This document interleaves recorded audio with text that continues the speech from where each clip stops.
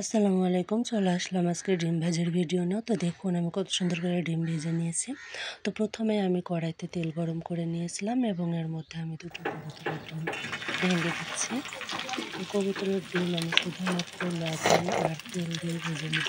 এটাকে আমরা ডিম পোচ বলে থাকি। আপনারা আপনাদের ভাষায় কী বলেন এটা কমেন্ট করে জানাবেন অবশ্যই।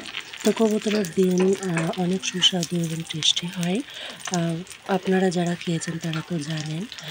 হাঁস মুরগির ডিমের চাইতেও এই ডিমের স্বাদ অনেকটা ভালো লাগে, অনেকটা মজা হয় খেতে। তো এই তো কবুতরের ডিম ভাজা হয়ে গেল। এরপর আমি ভেজে নেব একটি মুরগির বড় সাইজের লাল ডিম।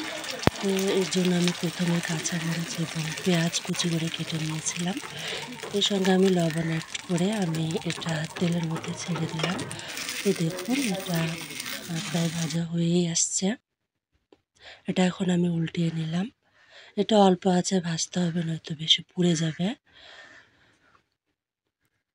তো এই তো আমার ডিম ভাজা হয়ে গেল। তো ডিম ভাজার ভিডিওটা কেমন লাগলো অবশ্যই কমেন্ট করে জানাবেন।